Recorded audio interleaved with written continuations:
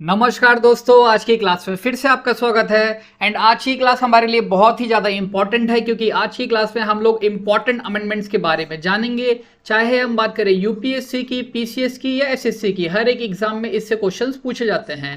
And इसलिए आज की क्लास हमारे लिए इंपॉर्टेंट है। हम लोग दोस्तों एमसीक्यू क्वेश्चंस को सॉल्व करके अमेंडमेंट्स के बारे में जानेंगे। एंड ये सभी एमसीक्यू ऑलरेडी एग्जाम में पूछे जा चुके हैं, इसलिए हमारे लिए इंपॉर्टेंट है। चलिए शुरू करते हैं क्लास को। दोस्तों, जो पार्लियामेंट के पास पावर है हमारे कॉन्स्टिट्यूशन को अमेंड करने की, ये संविधान के आर्टिकल 368 में दे रखी है। ये चीज आपको पता होनी चाहिए। एंड सिर्फ और सिर्फ पार्लियामेंट के पास ये पावर है कि वो कॉन्स्टिट्यूशन को अमेंड कर सके, यानी संविधान में अगर संशोधन करना है तो सिर्फ भारत के संसद के पास ये पावर है। स्टेट की जो विधानसभा होती है वो कॉन्स्टिट्यूशन को अमेंड नहीं कर सकती। ये चीज आपको पता होनी चाहिए। तो दोस्तों, पहला क्वेश्चन ये रहा। मैं आपसे बोलूंगा कि आप इसको पॉज करके एक बार पढ़ लें। अगर आपको सोल्यूशन आता है तो अच्छी बात, वरना मैं आपको समझाता हूं, ठीक है। एक बार आप खुद से जरूर ट्राई करना हर क्वेश्चन पे पॉज करके। तो पहला क्वेश्चन है, which amendment act introduce the NJAC, ठीक है, नेशनल जुडिशियल अपॉइंटमेंट कमीशन। तो दोस्तों इसका आंसर है option B, that is 99th amendment, जो कि 2014 में किया गया था। चलिए इसके बारे में थोड़ा जान लेते हैं। अभी क्या होता है कि सुप्रीम कोर्ट का एक कोलिजियम सिस्टम है, मतलब सुप्रीम कोर्ट के टॉप 5 जजेस अपने ही बाकी जजेस को अपॉइंट करते हैं। जो 2014 में क्या हुआ कि गवर्नमेंट ने बोला कि नहीं, एक कमीशन बनाएंगे जो सुप्रीम कोर्ट के जजेस को अपॉइंट करेगा। फिर सुप्रीम कोर्ट ने इस चीज को, जो एनजेएसी गवर्नमेंट ने बनाया था, जो पार्लियामेंट ने लागू किया था इसको, मतलब एक नया कानून बनाया था एनजेएसी का, उसको सुप्रीम कोर्ट ने अनकॉन्स्टिट्यूशनल बता के नल एंड वाइट डिक्लेयर कर दिया, यानी रद्द कर दिया। बोला कि आप लोग अपनी लिमिट क्रॉस कर रहे हो। आपको पता है स्टेट के 3 पिलर्स होते हैं। कौन कौन से पिलर्स होते हैं? Executive, legislative and judiciary. तीनों का अपना अपना काम है। और यहाँ पे क्या था कि जुडिशरी अपना काम कर रही थी, बट गवर्नमेंट इनके काम में उंगली करने लगी, इसलिए सुप्रीम कोर्ट ने इस चीज को हटा दिया। उसके बाद दोस्तों सेकंड क्वेश्चन है कि एंटी डिफेक्शन कौन से अमेंडमेंट के थ्रू ऐड किया गया था। तो इसका आंसर है option C, that is 52nd amendment, जो कि 1985 में किया गया था। उस टाइम पे क्या था, एक व्यक्ति थे जिनका नाम था आयाराम। इन्होंने क्या किया, एक ही दिन के अंदर 3 पॉलिटिकल पार्टी को बदला, इसलिए बोल दिया गया आयाराम गयाराम, कि भाई आया और चला गया, ठीक है। एंड इन्हीं की वजह से आप कह सकते हैं एक तरह से ये कानून बनाया गया। पहले क्या होता था दोस्तों, अभी भी होता है, खैर पहले क्या, लोगों को ना लालच रहती है मंत्री पद की, कि एक पार्टी छोड़ के अगर दूसरी में जाएंगे तो दूसरी पार्टी उनको मंत्री पद का लालच दे देती है, तो वो अपनी पार्टी छोड़ के आ जाते हैं। इसी चीज पे रोक लगाने के लिए हमारे देश में एंटी डिफेक्शन कानून बनाया गया कि अब से जो बंदा ऐसा करेगा कि मंत्री पद के लालच में अपनी पार्टी छोड़ के जाएगा तो उसको डिस्क्वालीफाई कर दिया जाएगा एंड फिर वो मंत्री नहीं बन सकता। इसके लिए नया शेड्यूल ऐड किया, दैट इज 10th शेड्यूल। फिर दोस्तों नेक्स्ट क्वेश्चन है कि in which constitutional amendment the 9th schedule was added to protect the land reform from judicial review। देखिए दोस्तों, 9th शेड्यूल क्या है इसके बारे में पहले आपको बता दूं। गवर्नमेंट ने ना एक 9th शेड्यूल नाम से एक चीज बनाया। इसमें क्या किया कि गवर्नमेंट कोई भी कानून बनाए एंड अगर उस कानून को वो 9th शेड्यूल में डाल दें तो हमारा सुप्रीम कोर्ट, हमारा हाई कोर्ट उसमें कुछ नहीं बोल सकता, मतलब जुडिशरी उसको रिव्यू नहीं कर सकती। ऐसा इन्होंने कब किया? फर्स्ट अमेंडमेंट में, यानी जैसे ही देश आजाद हुआ, जैसे ही संविधान लागू हुआ 1950 में, उसके ठीक 1 साल बाद 1951 में ये कानून बनाया गया। एंड इसमें क्या बोल दिया इन्होंने कि 9th शेड्यूल के अंदर जो भी गवर्नमेंट कानून बना के डालेगी उस पे जुडिशरी रिव्यू नहीं कर सकती, ठीक है। एंड जो रिजर्वेशन वाली पॉलिसी है ना, आर्टिकल 46 जो हमारे संविधान का है, डीपीएसपी, तो वो इसी फर्स्ट अमेंडमेंट के थ्रू ही लागू किया था, जो रिजर्वेशन पॉलिसी है, ठीक है। Economically and socially backward classes के लिए जो रिजर्वेशन है वो इसी अमेंडमेंट के थ्रू स्टार्ट हुआ था। नेक्स्ट क्वेश्चन है दोस्तों, पहले क्या था कि कैटेगरीज थी स्टेट्स की, तो इस चीज को एबॉलिश करके जो आज का वर्जन है हमारा स्टेट्स एंड यूनियन टेरिटरी का, ये कैसे बनाया, ठीक है। ये यूनियन टेरिटरी है, मैंने यूनियन पे छोड़ दिया गलती से, ठीक है। तो इसका मतलब इस क्वेश्चन का आंसर है ऑप्शन ए। ये दोस्तों 1956 में लागू किया गया था, 7th कॉन्स्टिट्यूशनल अमेंडमेंट एक्ट 1956। इस क्वेश्चन को आप पढ़ लेना एक बार। इसमें क्या है चलिए समझते हैं।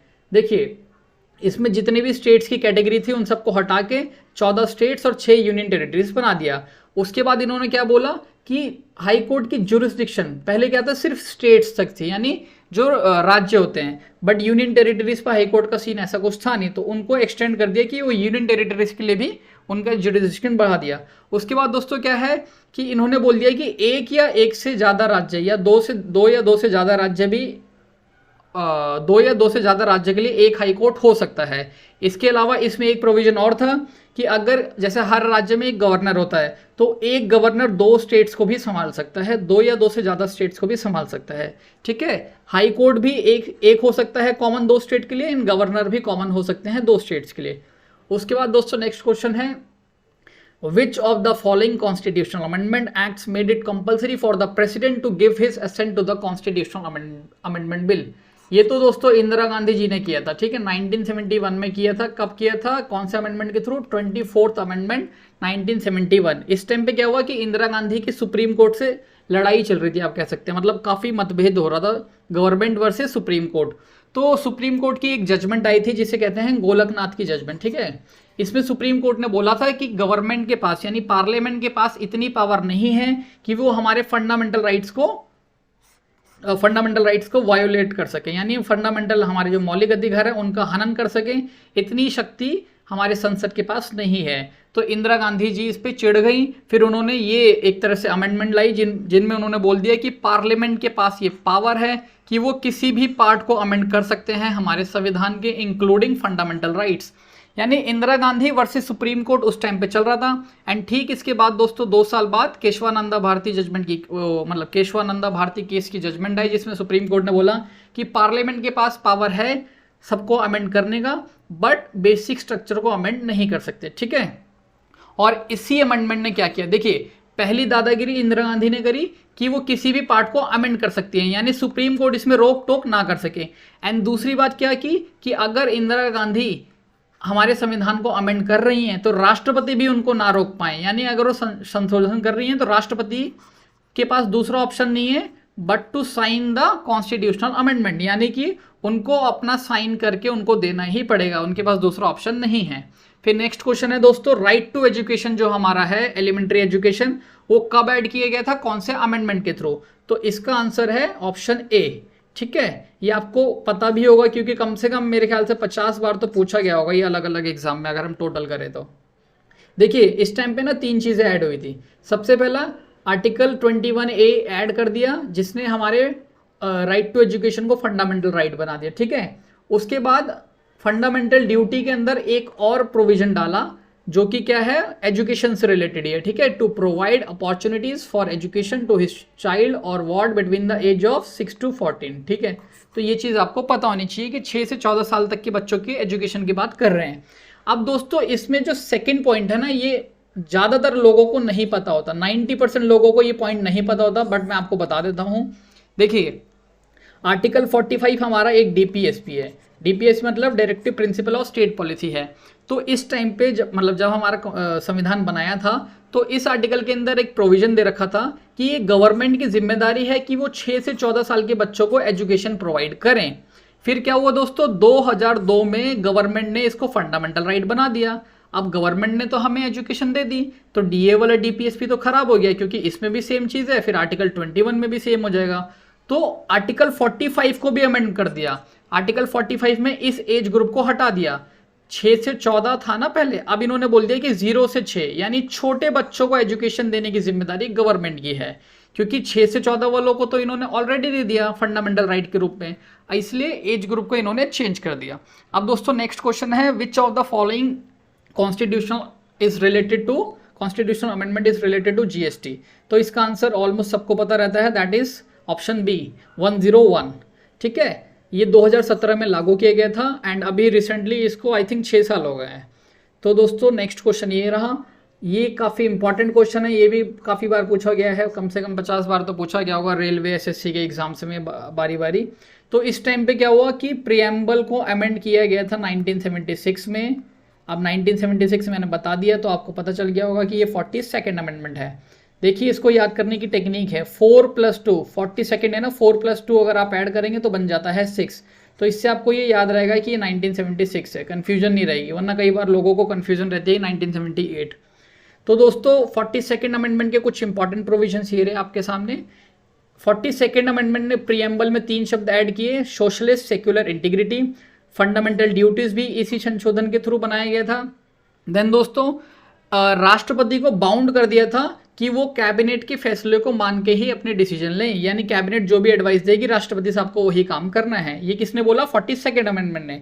फिर ट्रिब्यूनल्स भी इसी अमेंडमेंट के थ्रू आया। इसमें 2 आर्टिकल्स डाल दिए गए, एक एडमिनिस्ट्रेटिव ट्रिब्यूनल के लिए 323 ए एंड बाकी अदर ट्रिब्यूनल के लिए 323 बी।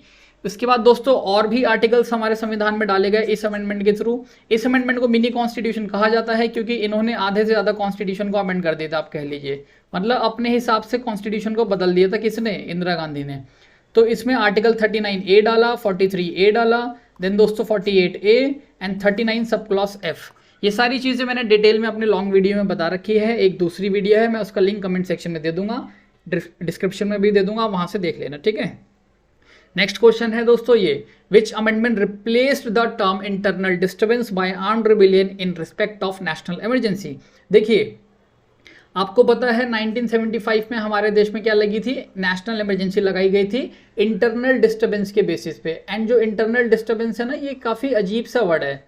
इंटरनल डिस्टर्बेंस मतलब कुछ भी नोक झोंक भी हुई, कोई छोटी सी लड़ाई हुई, छोटा सा झगड़ा हुआ, उसके चक्कर में इंदिरा गांधी जी बहाना देखकर इमरजेंसी लगा देती है, आप ऐसे समझिए, ठीक है। मतलब कुछ भी नोक झोंक, छोटी मोटी हरकत की वजह से भी आप लगा सकते थे, बट इस चीज़ को चेंज कर दिया बाद में आर्म्ड रिबेलियन। मतलब एक तरह से जब तक हथियार ना उठा ले लोग तब तक इमरजेंसी नहीं लगानी। ये नहीं कि सास बहू का झगड़ा हो रहा है कहीं पे किसी घर में तो पूरे देश के अंदर इमरजेंसी लगा दी, तो ये चीज़ खराब थी, इसलिए इसको रिप्लेस कर दिया। किसने रिप्लेस किया? मोरारजी देसाई साहब की गवर्नमेंट ने 1978 में किया था बाय 44th अमेंडमेंट, ठीक है। इमरजेंसी 3 बेसिस पे लगाई जाती है, मतलब नेशनल इमरजेंसी 3 बेसिस पे लगाते हैं, war, external aggression and armed rebellion. पहले आर्म्ड रिबेलियन नहीं था, ओरिजिनली इंटरनल डिस्टर्बेंस था, ठीक है।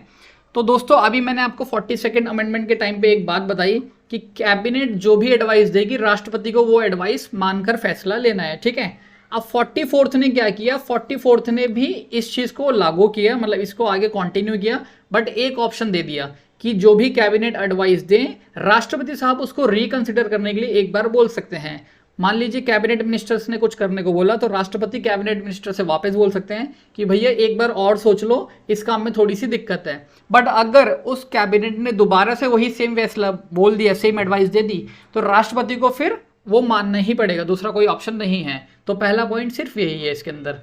दूसरा वाला अभी हमने क्वेश्चन के थ्रू देख लिया कि इंटरनल डिस्टर्बेंस को रिप्लेस कर दिया। एंड तीसरा क्या है दोस्तों, बहुत इंपॉर्टेंट पॉइंट है कि अब से हमारे देश में, मतलब 1978 के बाद से अगर हमारे देश में नेशनल इमरजेंसी लगानी है तो रिटन रिकमेंडेशन पे लगानी है। ऐसे नहीं जैसे इंदिरा गांधी जी ने लगवा दी थी कि गई राष्ट्रपति के पास, अपने काउंसिल ऑफ मिनिस्टर से भी नहीं पूछा एंड डायरेक्ट मुंह से बोल के लगवा दी, मतलब कुछ रिटन ऑर्डर्स भी नहीं दिए अपनी तरफ से। तो ये चीज़ मना कर दी। किसने मना कर दी? 44th अमेंडमेंट ने, कि भैया आपसे ऐसा नहीं होगा, आपसे जब पूरी कैबिनेट लिख के देगी उसके बाद ही राष्ट्रपति नेशनल इमरजेंसी लगाएंगे। देन दोस्तों राइट टू प्रॉपर्टी को भी डिलीट कर दिया था फंडामेंटल राइट की कैटेगरी से एंड इसे लीगल राइट बना दिया आर्टिकल 300A के रूप में। उसके बाद ये कहा गया कि article 20 and article 21A inalienable rights हैं, इनको कोई भी सस्पेंड नहीं कर सकता चाहे इमरजेंसी क्यों ना लगी हो देश के अंदर। तो ये काफ़ी इंपॉर्टेंट प्रोविजन है। 42nd ने जो भी गलतियां करी थी 44th अमेंडमेंट ने उसको सुधारा था, मतलब 44th संशोधन जो था उसने इंदिरा गांधी की गलतियों को सुधारा था। देन दोस्तों नेक्स्ट क्वेश्चन है कि वोटिंग एज को 21 से घटाकर 18 कब किया गया था, कौन से अमेंडमेंट के थ्रू? तो इसका आंसर है 61st कॉन्स्टिट्यूशनल अमेंडमेंट एक्ट, ठीक है। तो 61st कब हुआ था? 1989 में। अब दोस्तों नेक्स्ट क्वेश्चन है कि जो national capital territory of Delhi है इसको एक स्पेशल स्टेटस दिया गया, वो कब दिया गया और कौन से अमेंडमेंट के थ्रू दिया गया? तो इसका आंसर है ऑप्शन बी, दैट है 69th अमेंडमेंट। तो ये चीज़ आपको पता होनी चाहिए क्योंकि दिल्ली आजकल बहुत ही ज़्यादा सुर्खियों में है। क्यों है? क्योंकि इनका LG साहब से कुछ ना कुछ झगड़ा चलता रहता है, सुप्रीम कोर्ट में कोई ना कोई केस चलता रहता है। देखिए दोस्तों 1991 में एक अमेंडमेंट पास किया गया 69th अमेंडमेंट, जिसने दिल्ली को एक स्पेशल स्टेटस दे दिया और कहा गया कि दिल्ली की अपनी एक विधानसभा होगी जिसके अंदर 70 सीट्स होंगी एंड उसमें टोटल 7 काउंसिल ऑफ मिनिस्टर्स हो सकते हैं। एंड दिल्ली के लिए एक अलग से आर्टिकल ऐड कर दिया, आर्टिकल 239AA, एंड ये कहा गया कि दिल्ली अपने लिए खुद कानून बना सकती है, मतलब जो भी दिल्ली की विधानसभा अपने लिए कानून बना सकती है। बस 3 चीज़ें इसके रेंज से बाहर कर दी, that is land, public order and police. इसके ऊपर दिल्ली विधानसभा इस पे कानून नहीं बना सकती, ठीक है। अब जो नेक्स्ट है वो है which article of constitution give constitutional status and protection to cooperative societies. तो ये दोस्तों आर्टिकल नहीं है, अमेंडमेंट है, ठीक है, यहाँ पे अमेंडमेंट है ये, which amendment of the constitution.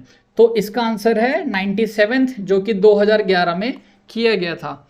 And दोस्तों इसमें आप देखिए आर्टिकल 19 में इन्होंने डाल दिया right to form cooperative societies, हमारा एक फंडामेंटल राइट है। फिर आर्टिकल 43B हमारा DPSP, इसमें भी डाल दिया कि हमें प्रमोट करना है कोऑपरेटिव सोसाइटीज़ को, और इसके लिए एक नया पार्ट ऐड कर दिया हमारे संविधान में, दैट इज 9B। फिर दोस्तों नेक्स्ट क्वेश्चन है which constitutional amendment act is related to Panchayati Raj. ये तो बहुत लोगों को पता भी होगा, इसका आंसर है 73rd, 1992 में ये किया गया था। एंड 74th अमेंडमेंट ने क्या किया था, म्यूनिसिपैलिटीज को जन्म दिया था 92 में ही। 92 में दोस्तों जो 73rd है इसने पंचायती राज को दिया था, जिसको आप शॉर्ट फॉर्म में PRI बोलते हैं, पंचायती राज इंस्टीट्यूशंस। पंचायत के लिए पार्ट 9 नया ऐड किया, प्लस इसके लिए 11th शेड्यूल भी ऐड किया। म्यूनिसिपैलिटीज जो कि अर्बन लोकल बॉडीज होती हैं उनके लिए part 9A and 12th schedule, ठीक है, ये चीज़ आपको पता होनी चाहिए। नेक्स्ट क्वेश्चन है which constitutional amendment stated that a member of either house of parliament who is disqualified on the ground of defection shall also be disqualified to be appointed as a minister. देखिए दोस्तों ये बोला गया है, इस question में बोला है कि अगर कोई विधायक या कोई सांसद, इसमें तो सांसद की बात करिए, अगर कोई सांसद यानी जो मेंबर ऑफ पार्लियामेंट है अगर वो डिफेक्शन के ग्राउंड पे डिस्क्वालीफाई किया जाता है, मतलब एंटी डिफेक्शन कानून के हिसाब से अगर उनको डिस्क्वालीफाई किया जाता है तो उनको मिनिस्टर नहीं बनाया जा सकता। तो ये वाला प्रोविजन कब ऐड किया था, इस वाले प्रोविजन को दोस्तों ऐड किया गया था 2003 में। कौन से उसके थ्रू, 91st अमेंडमेंट के थ्रू इस वाले प्रोविजन को ऐड किया था। मैं यहाँ पे टिक कर देता हूँ 91st में क्या बोला कि जो भी व्यक्ति एंटी डिफेक्शन कानून के हिसाब से यानी दल बदल विरोधी कानून के हिसाब से अगर डिस्क्वालीफाई किया जाता है तो फिर वो बंदा मंत्री नहीं बन सकता, चाहे हम बात करें पार्लियामेंट की चाहे बात करें स्टेट विधानसभा की, ठीक है। तो ये जो सेकंड पॉइंट और फोर्थ पॉइंट है ये इसीलिए है कि मंत्री नहीं बन सकते। अब दोस्तों जो पहला और तीसरा पॉइंट है ये भी सेम है। इसमें क्या है देखिए, इसमें बोला है कि सपोज अगर लोकसभा के अंदर 100 सीट्स हैं, ठीक है, मैं एक एग्जांपल दे रहा हूँ, तो लोकसभा के अंदर 100 सदस्य हो गए, तो अगर आपको मंत्री बनाना है तो सिर्फ आप 15 लोगों को बना सकते हैं। ऐसा नहीं कि 100 में से 50 आप मंत्री ही बना दें, यानी कि 15% की कैप लगा दी है। यही कैप 15% वाली आप स्टेट के अंदर भी लगाते हैं, यानी कि स्टेट के अंदर भी 15% से ज़्यादा मंत्री नहीं बनाए जा सकते। बट स्टेट में एक बात दे रखी है कि अगर किसी स्टेट के अंदर सीट्स कम है, ज़रूरी तो नहीं कि हर उसमें विधानसभा में 100 ही होंगी, तो अगर किसी में कम दे रखी हैं तो उनके जो मिनिमम मंत्री होने चाहिए वो 12 से कम भी नहीं होने चाहिए, ठीक है, 12 से कम। फॉर एग्जांपल मैं आपको एक एग्जांपल देता हूँ, मान लीजिए कि 60 सीट हैं किसी विधानसभा में, ठीक है। अब इसका 15% अगर हम निकालेंगे तो अप्रॉक्सीमेट आएगा 9। अब देखिए अब 15% के हिसाब से 9 यानी 9 से ज़्यादा मंत्री नहीं हो सकते। बट ये अमेंडमेंट कहता है कि 15% तो उनके लिए है जहाँ पे ज़्यादा सीट्स हैं, बट अगर कहीं पे सीट्स कम हैं तो मिनिमम आप मैक्सिमम मतलब आप 12 बना सकते हैं कि 12 से नीचे मंत्री नहीं होने चाहिए। दिल्ली दोस्तों एक एक्सेप्शन है, दिल्ली में 70 सीट्स हैं और 7 मंत्री हो सकते हैं, यानी 10% की कैप दिल्ली में लगा रखे है, ये भी आपको पता होना चाहिए। देखिए नेक्स्ट क्वेश्चन है which amendment give constitutional status to NCBC national commission for backward classes. इसका आंसर है 102। एंड दोस्तों ये भी काफ़ी इंपॉर्टेंट है, ये भी काफ़ी बार पूछा जा चुका है। इसके लिए आर्टिकल ऐड किया था 338B। 338 है हमारा NCSC that is national commission for schedule caste.